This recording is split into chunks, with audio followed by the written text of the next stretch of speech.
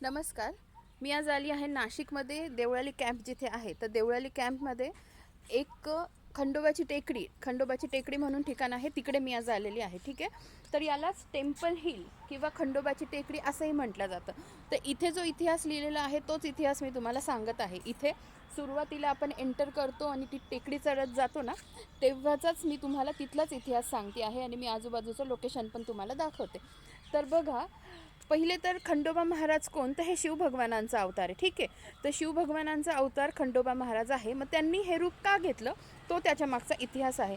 तर दोन राक्षस भाऊ होते, त्यांचे नावं होते मल्लदैत्य आणि मणिदैत्य. मल्लदैत्य आणि मणिदैत्य यांनी काय केलं, शिवभगवानांची खूप उपासना केली आणि त्यांना प्रसन्न करून घेतलं आणि त्यांच्याकडून वरदान मागून घेतलं की आम्ही कोणाच्याही हातून आमचा संहार होणार नाही किंवा आम्हाला मरण येणार नाही. आणि मग त्यांना ते वरदान मिळाल्यानंतर मग त्यांनी काय केलं, लोकांचा छळ करायला सुरुवात केली. त्याच्यानंतर संतांना त्रास द्यायला सुरुवात केली.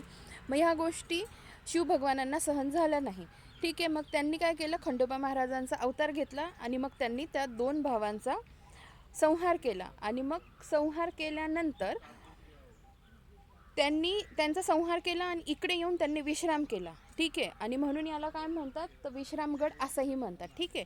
त्याच्यानंतर ही झाली पूर्ण कथा की याला विश्रामगड पण म्हणतात आणि इथे त्यांनी विश्राम केला होता. आणि दुसरं त्यांनी एक खाली दिलेलं आहे की एका पौराणिक कथेनुसार काय सांगितलंय त्यांनी, की शिवाजी महाराज उत्तर दिशेला जेव्हा जात होते ना, तेव्हा त्यांनी ह्या पहाडावर विश्राम केला होता. आणि तेव्हापासूनच म्हणजे तेव्हापासूनच या मंदिराची स्थापना झालेली आहे. तर असा हा इथे इतिहास दिलेला आहे.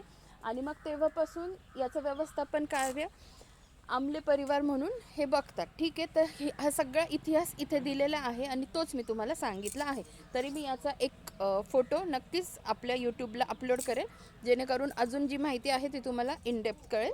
धन्यवाद.